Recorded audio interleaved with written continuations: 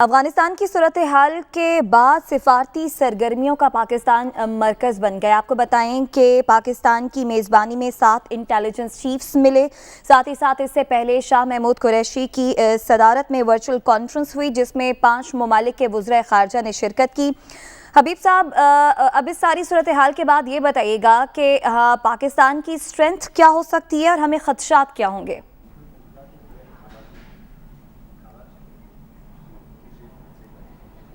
देखिए, मैं उन लोगों में से हूँ जो पहले दिन से ये अर्ज़ कर रहे हैं कि दरअसल हमें अफ़गानिस्तान के 6 पड़ोसियों के साथ मिलकर कोई फ़ैसला करना चाहिए, और जब तक ये 6 पड़ोसी किसी बात पर मुत्तफ़िक नहीं होते हमें भी अपने किसी फ़ैसले का इजहार नहीं करना चाहिए। जहाँ तक इंसानी इमदाद का ताल्लुक़ है, ह्यूमैनिटेरियन एड का ताल्लुक़ है, तो वो कोशिशें हमारी जारी भी हैं, उन्हें मज़ीद इंटेंसिफाई करना चाहिए। अब इसी तरह जो इंटेलिजेंस एजेंसीज़ हैं जो पाकिस्तान में मिली हैं, ये भी दरअसल उसी सिलसिले की एक कड़ी है। तो मैं तो ये समझता हूँ कि बहुत ही पॉजिटिव डेवलपमेंट है। ज़ाहिर है हुकूमतों को तस्लीम करना ना करना, उनकी काबिलियत यानी उनकी अहलियत अपने मुल्क में कितनी है, उनका निज़ाम कितना मजबूत है, इसकी खबर तो हमें इंटेलिजेंस एजेंसीज़ दे सकती हैं, हमारे सफारत खाने दे सकते हैं।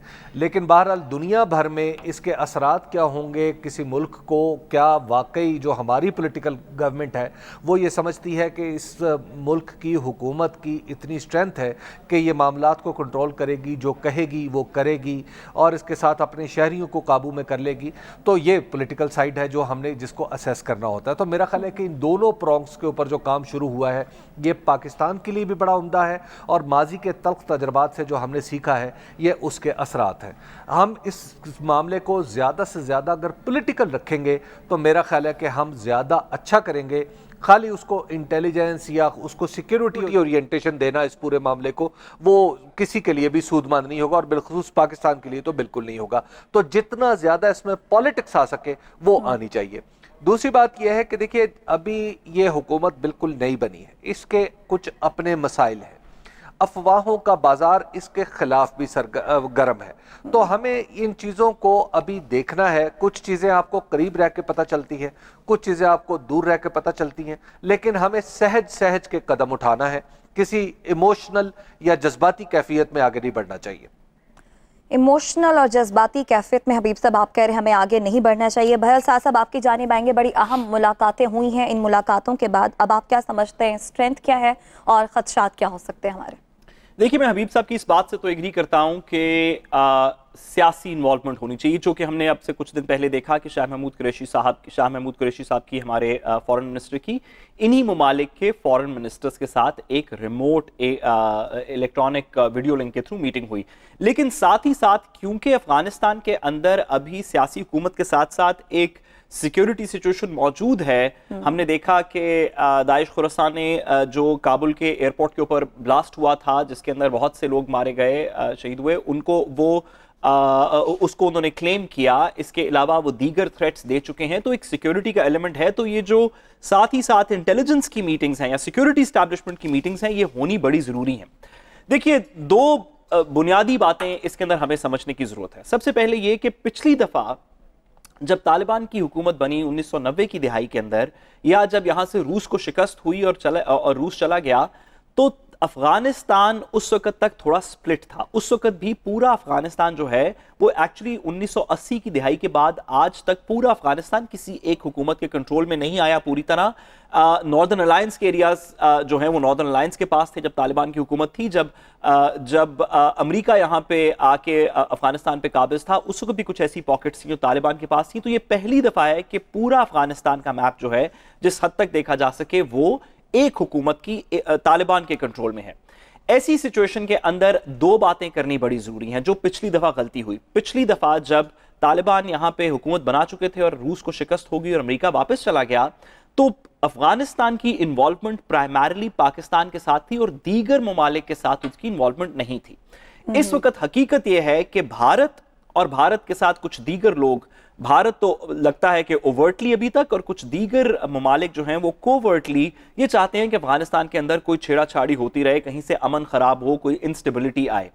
तो ऐसी सिचुएशन के अंदर जो पार्टीज हैं जो रेलेवेंट हैं अफगानिस्तान हुकूमत के साथ, वो ये हैं कि जो अफगानिस्तान के सारे नेबर्स हैं जिनके इंटेलिजेंस चीफ इस मीटिंग में मौजूद थे, और साथ ही साथ दो बड़ी वो पावर्स जिनकी के अमेरिकन या इंडियन एस्टैब्लिशमेंट के साथ उस तरह की अलाइनमेंट नहीं है, जो कि चाइना और रशिया बनते हैं। ये रीजनल पावर्स, इसमें से कुछ तो ग्लोबल पावर्स हैं, चाइना और रशिया, और बाकी रीजनल जो स्टेक होल्डर्स हैं, इन सब का किसी एक कमरे में बैठ के अफगानिस्तान की सिक्योरिटी के हालात को डिस्कस करना बड़ा जरूरी था। और बड़ा ही अच्छा हुआ कि पाकिस्तान इनका वो मेजबान है, ताकि पाकिस्तान की जो सबसे ज्यादा इन्वॉल्वमेंट अफगानिस्तान के अंदर है वो इसमें शामिल भी की जा सके और आगे का रद्द-ए-अमल भी तय किया जा सके। ठीक हो गया। हबीब साहब, आपकी जानिब आएंगे। आप काबुल में मौजूद हैं और रोज हमें बताते हैं कि वहां पर क्या सूरत हाल है। आज बताइएगा क्या फील आ रहा है, और हुकूमत के हवाले से भी हमें बताइएगा। कहा यह जा रहा है तालिबान की जानिब से कि तकरीबन 1 माह के बाद जो है वो बाकायदा हुकूमत का ऐलान भी कर दिया जाएगा, और आपने कहा था कि हुकूमत ने अब यहाँ पर काम शुरू कर दिया है। कुछ ऐसी इतलात भी आ रही हैं कि गैर तालिबान शख्सियात को भी, अफराद को भी हुकूमत में शामिल किया जा रहा है। क्या कुछ ऐसी एक्टिविटी चल रही है उधर? और हबीब साहब, जरा पहले ये हुकूमत पे बात करने से पहले जरा बताइएगा, बहुत सा वेस्टर्न मीडिया और भारत का मीडिया तो कह रहा है कि मर गए, लुट गए, पता नहीं सड़कों पे कोड़े पड़ रहे हैं, और वहां पे खवातीन से को सब लोग जो हैं वो धक्के दे रहे हैं, और बच्चे स्कूल नहीं जा रहे, और हर जगह पे खौफ व हरास की हवा है। काबुल में क्या स्ट्रीट फील क्या है?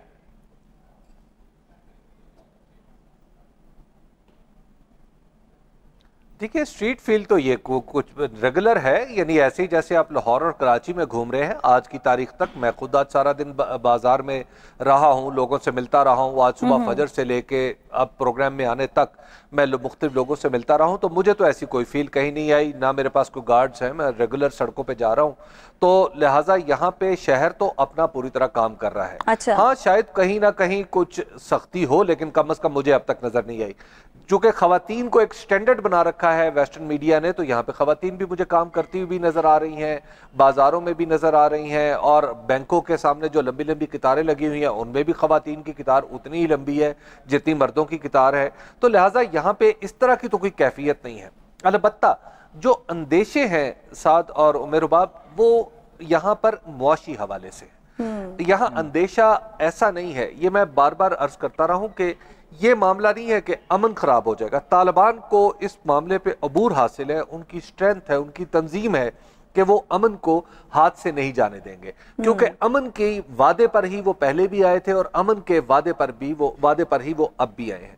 लेकिन इसके साथ जो जुड़ा हुआ मसला है वो है इक्तिसाद का, वो है मुआशियात का। मुआशी मसला जो है यहाँ पे मुझे ऐसे लगता है, मैं चूंकि एक स्टूडेंट हूँ पॉलिटिकल साइंस और इकोनॉमिक्स का, मुझे लगता है कि आइंदा आने वाले दिनों में इमीडिएटली अगर कुछ ना किया गया तो वो गहरा होता चला जाएगा और शायद इस सतह तक पहुंच जाए तो करना क्या चाहिए अभी काबू में ना रहे। तो उस सिचुएशन से बचने के लिए सब लोगों को आगे आना होगा। आज एक अच्छी खबर यह है कि कतर के वजीर खारजा यहाँ पे आ रहे हैं। तो कतर के वजीर खारजा अगर यहाँ पे थोड़ी देर आते हैं और यहाँ के मामलात का जायजा लेके जाते हैं और फिर यहाँ पे इनको कोई इमीडिएटली कोई रिलीफ मिलता है पैसों के हवाले से, ताकि यहाँ पे स्टेट स्ट्रक्चर जो है वो पूरी तरह फंक्शनल हो जाए, क्योंकि स्टेट स्ट्रक्चर का फंक्शनल होना किसी पॉलिटिकल तंजीम से बिल्कुल अलग है। पॉलिटिकल लोग जो होते हैं या मुजाहिदीन होते हैं वो तो अपनी कमिटमेंट से काम कर रहे होते हैं, लेकिन ये सिलसिला बहुत अरसे तक नहीं चल सकता। अमन की सूरत हाल में आपको लोगों को तनख्वाहें देनी है, आपकी गाड़ियों में पेट्रोल पड़ना है और बहुत सारी ज़रूरियात है आपकी, तो ये आपको पैसे चाहिए। तो इमीडिएटली तो इन पैसों का बंदोबस्त मेरा ख्याल है कि कोई अफगानिस्तान के लिए मुश्किल है अंदरूनी तौर पर उनको मूव करना, मोबिलाइज करना, पैसे को एक्सटर्नली ही मोबिलाइज करना पड़ेगा। उसमें कतर इंपॉर्टेंट रोल प्ले कर सकता है, चीन इंपॉर्टेंट रोल प्ले कर सकता है, अमेरिका इंपॉर्टेंट रोल प्ले कर सकता है, रशिया इंपॉर्टेंट रोल प्ले कर सकता है। हम तो शायद इस तरह का पैसों के एतबार से बहुत बड़ा रोल नहीं प्ले कर सकते, लेकिन हम हबीब अकरम साहब ग्राउंड्स पे अपने कुछ काम ऐसे कर सकते हैं कि यहाँ पे बिजनेस बढ़े। जैसे हम तोरखम बॉर्डर को नरम कर सकते हैं। हबीब साहब, आपको आवाज आ रही है? हबीब साहब, जरा साथ ही साथ ये भी बताइएगा कि ये जो आपने कतर के आपने वजीर खारजा की आमद की बात बताई, ये एयरपोर्ट से भी कनेक्टेड है? क्योंकि बात ये हो रही थी कि शायद कतर और टर्की कुछ मिलके तो एयरपोर्ट को मजीद ऑपरेशनल, जिसमें हमने भी थोड़ी सी शायद हमारी भी हेल्प शामिल हो। इस वक्त काबुल एयरपोर्ट की क्या सिचुएशन है और क्या ये कतर के वजीर खारजा का विजिट एयरपोर्ट को मजीद ऑपरेशनल बनाने से भी इसका कोई ताल्लुक है, क्योंकि फॉरेनर्स कुछ ऐसे हैं जो जाना चाहते हैं या कुछ लोग अफगानिस्तान आना चाहते हैं? देखिए ये खाली यही मसला नहीं है। सड़कें महफूज है, अगर किसी को अफगानिस्तान से जाना है तो वो बड़े आराम से, अगर उसके पास वैलिड डॉक्यूमेंट है तो वो काबुल से निकले, अफगानिस्तान के किसी भी जगह से निकले तो वो आराम से तोरखम पहुंच के वो पाकिस्तान के जरिए वो कहीं भी जा सकता है, और पाकिस्तान की इस तरह की ऑफर्स भी मौजूद हैं। तो लिहाजा खाली इनखला का मसला नहीं है। यहाँ पर जो काबुल एयरपोर्ट है उसकी ये ज़रूरत है कि चाह ये जा रहा है कि यहाँ पे इमदादी फ्लाइट्स हैं, उसके बाद फिर बिजनेसमैनों के लिए वेन्यूज़ खुलें ताकि यहाँ पे लोग आएँ और आके यहाँ का अमन अमान देखें और असेस करके अगर यहाँ पे सरमायाकारी उनको फिजिबल लगती है तो वो करें जी। और उसके साथ साथ जो काबुल एयरपोर्ट की आपको पता है कि पिछले कुछ अरसे में खासी अहमियत बढ़ गई है पॉलिटिकल, चूंकि अमेरिका ने पर गैर मामूली जोर दिया था कि काबुल एयरपोर्ट की सिक्योरिटी फलां के सुपुर्द कर दें, काबुल एयरपोर्ट को इस तरह ऑपरेशनल कर दें। अब चूंकि एक पॉलिटिकल मसला बन गया था तो काबुल एयरपोर्ट एक्चुअली इस पूरे पैराडाइम में, इस पूरी तस्वीर में बहुत छोटा सा जुज है। उस जुज को हमने बढ़ा के इतना बड़ा कर दिया है कि ऐसे लगता है कि जैसे काबुल एयरपोर्ट ठीक हो जाएगा तो सारा अफगानिस्तान ठीक हो जाएगा, काबुल एयरपोर्ट ठीक नहीं है तो वो कुछ भी ठीक नहीं है। तो काबुल एयरपोर्ट तो ग्रेजुअली, जाहिर है वहां पे जो कुछ है वो ठीक हो जाएगा।